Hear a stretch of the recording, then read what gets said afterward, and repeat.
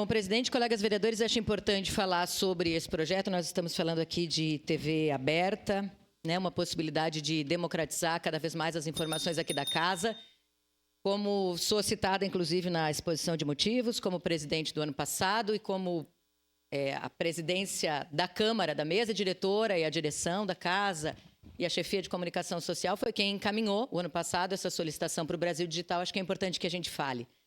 Eu sou jornalista, obviamente defendo muito que a gente tenha essa questão da democratização das informações, sempre falamos sobre isso. E eu me lembro que me peguei muitas vezes no ano passado com a equipe que estava junto comigo, na direção geral e na chefia de comunicação, tentando avaliar, colocar na balança os custos efetivos para a implantação da TV aberta. Nunca discutindo a importância dela, mas o custo muito elevado para a nossa casa.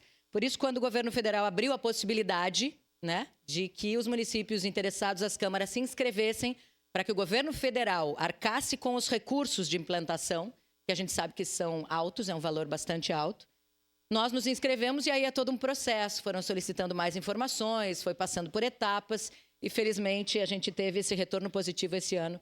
Então, vai ser assinado esse convênio. Eu só quero fazer uma referência aqui da minha posição, da minha opinião em relação a essa questão dos cargos absolutamente necessários.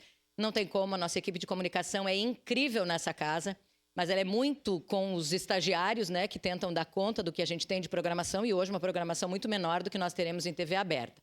Mas eu gostaria só de deixar bem clara a minha opinião de que esses profissionais que venham a ser chamados, que a gente tenha o cuidado também efetivo na questão de quando eles serão nomeados, porque a gente não tem a certeza de quando nós conseguiremos ter a TV aberta efetivamente em funcionamento e para que, obviamente, eu tenho certeza que a mesa vai ter esse cuidado para que não os contrate imediatamente, porque eu acho que eles não têm nem lugar para trabalhar aqui na casa e que sejam contratados efetivamente ao longo da necessidade da implementação da TV aberta, mas é, sem dúvida nenhuma, uma grande vitória. Eu peço a palavra para declarar voto e passo trabalhos para o vereador Wagner Petrini.